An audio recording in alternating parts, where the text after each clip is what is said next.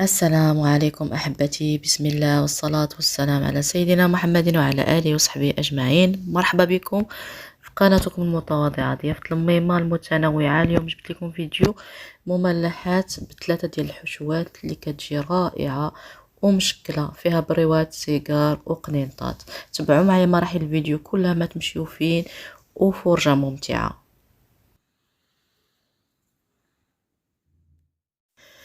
بسم الله على بركة الله. اول حاجه غنبدا بالحشو الاول. غادي ناخدو مقلاة ندير فيها واحد 2 معالق ديال زيت الزيتون، وندير فيها الثومه نشحروها، نزيدو عليها واحد علبه ديال الفطر المعلب او الفطر الاسود اللي عندكم. رقدوه في الماء وديروه في يتشحر. هنا زدت عليه 200 غرام ديال الكروفيت، او تقدروا تستغناو عليه وديروا الدجاج، المهم اللي متوفر عندكم، وتشحروه حتى هو. انايا دوزته هنايا في الاشواق شويه. صافي هنا درت عليه شويه ديال الملحه، ما تكتروش الملحه لان هاد لي صوص اللي غنزيد مالحين، غير قبيصه، غير الشيشه والماء وشويه د الابزار. وكنزيد عليه صوص صوجا وهنايا صوص ديال المحار. هنايا هاد الصوص المحار اللي ما عندكمش تقدروا ديروا نيوكمال، او تقدروا تستغناو عليها، ماشي مشكل، تقدروا تعوضوها بعطريه ديال الحوت. صافي هنايا كنخلي سميتو ديالي كتشحر، الحشوه ديالي كتشحر مزيان. انا نجهد عليها العافيه، وكندير عصيره ديال الحامض، عصره الحامض. هنا في الاخير كنزيد واحد 2 معالق كبار ديال الكريمه القشطه الطريه، اولا ما عندكمش تقدروا ديروا غير 3 ديال المثلثات الفرomاج باش يتعلك لكم الخليط اللي متوفر عندكم او المربع. هنايا واحد 3 ديال الباطوني ديال السوريمي كنشدهم طحنهم في اشوار حتى نطفي العافيه، عاد كنزيدهم. صافي الحشوه الاولى ديالي واجده. نمشيو للحشوه الثانيه. ناخدو السبانخ نقطعوهم، نغسلوهم نقطعوهم، نديرو في مقلاة مع زيت الزيتون، نشحرهم مزيان حتى يتشربوا لينا، ونزيدو عليهم في 150 غرام ديال الفرomاج، ونزيدو عليهم صفار بيضة ونخلطوهم ونحطوهم بجانبا. هنايا عندنا الحشوه الثالثه. عندنا هنايا ابليه درتو سلقت الجزر مع شويه ديال الجلبانه، وشحرته في الماء مع الملح حتى، سمحوا لي، سلقته الماء مع الملح حتى طاب، وصفيته خليته تسقطر. وهنا زدت عليه واحد 100 غرام ديال لادان فيمي، لادان المدخن. وزدت عليه هنا واحد المعلقه صغيره ديال المطارد، وزدت عليه هنايا صوص باربيكيو لا كيتشوب اللي عندكم، وكتزيدوا عليه مايونيز، وكتخلطوا الحشو ديالكم وكتحطوه جانبا. هنايا استعملت هاد الورقه هذه ميل بغيك، راه كتكون في المحلات الكبرى التجاريه، كارفور، مرجان. صدقوني اول مره كنجربها، رائعه رائعه.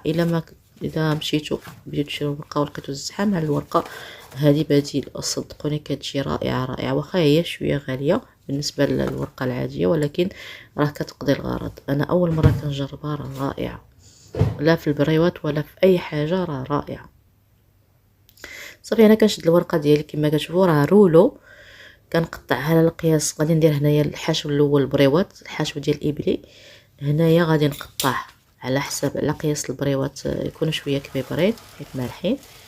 كما كتشوفوا راه كندهنها بالزيت، واللي فيه الفلفل الاحمر، التحميره، كندهنها من الجهتين حيت انا غندخلهم للفران. صافي عندكم ما كتشوفوا، وراه كنقطع هذا القياس تقريبا واحد 6 سنتيم. صافي وكندير الحشو ديالي وكنطوي البريوه ديالي. شوفوا كما كتشوفوا هنا، ما صورتش انني زدتها المايونيز، خصها تجمع لينا بالمايونيز، ما تكونش مفرتته. صافي هنايا وكنخدموا البريوه ديالي، كنحط واحد القياس وكنجمع البريوه ديالي. نحاولوا ما امكن ما نزيروش باش ما ترتقش لينا البريوه ولا تشرق لينا الورقه، حيت هاد الورقه شويه تتكون ماشي طريه بحال اللي كنشريو، هي تندهنوها بالزيت كترطب. بهاد الطريقه هذه كنلفوا البريوات ديالنا. راه كلشي كيعرف تقريبا تبارك الله الحاد كتر كيعرفوا طي سميتو البريوه. غير بالنسبه للمبتدئات عندنا حنايا كنمشيو نعمروا الجناب وكنبقاو غاديين وكنلفوا البريوه ديالنا حتى للراس. وهنايا درت انا الماء والدقيق خلطته باش كنلصق، ما درتش بياض البيض.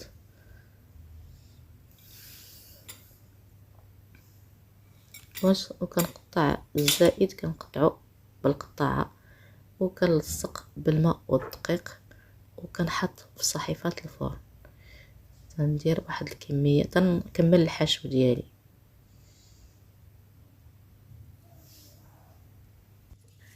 احبتي، طلب صغير، الدعاء الاخي بالشفاء. البارحه وقعت لي حادثه، الحمد لله قدر ولا طف، تهرس من يدي. هنا كناخد الورقه عاوتاني وكندهنها. غادي ندير هنايا السيجار، ندهنها من الجهتين كما كتشوفوا. كنقطع الورقه على شكل مستطيل تقريبا 21 سنتيمتر، وكنقطعها عاوتاني على جوج، وكندير السيجار ديالي بهذه الطريقه كما موضح في الفيديو. راه كلشي موضح في الفيديو. وكنشد الحشو ديالي وكنعمر على شكل سيجار.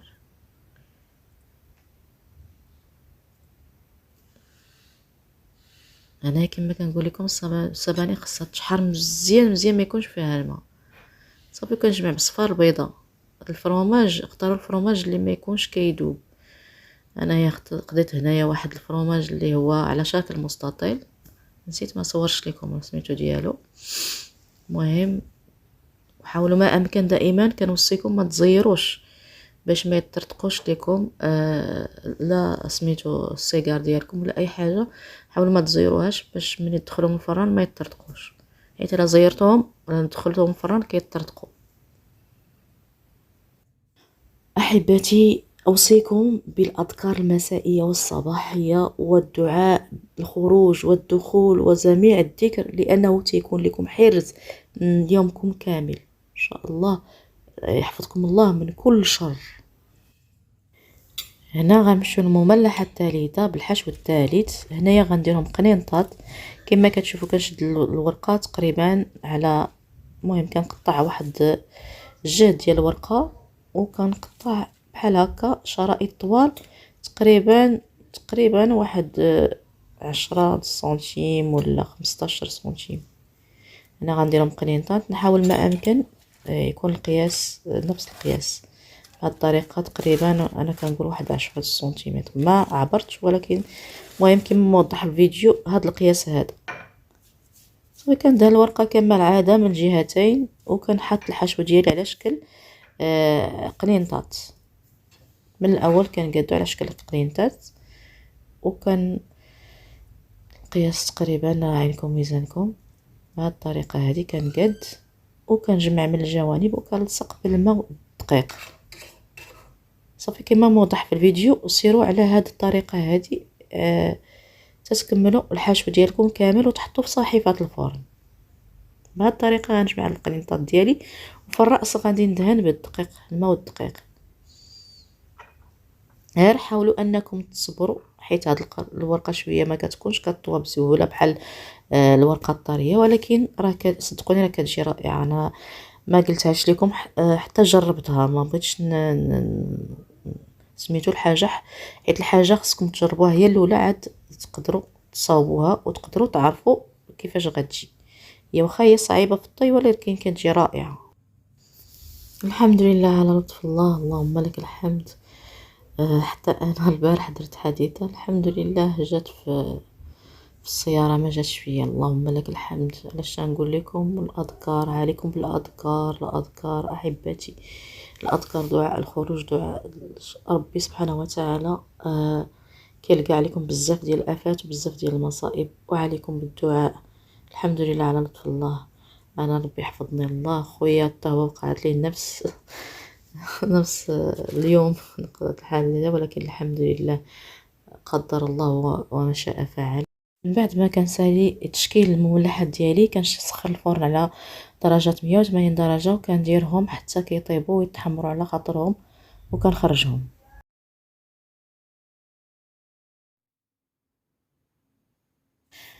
احباتي وصلنا لنهايه الفيديو، نتمنى هذا الفيديو يعجبكم ويفيدكم. ما تنسونيش احباتي من التعاليق الزوينه ديالكم اللي كتحفزني وتفرحني، يعطيك كتر كتر والبصمه، الله يجازيكم بخير.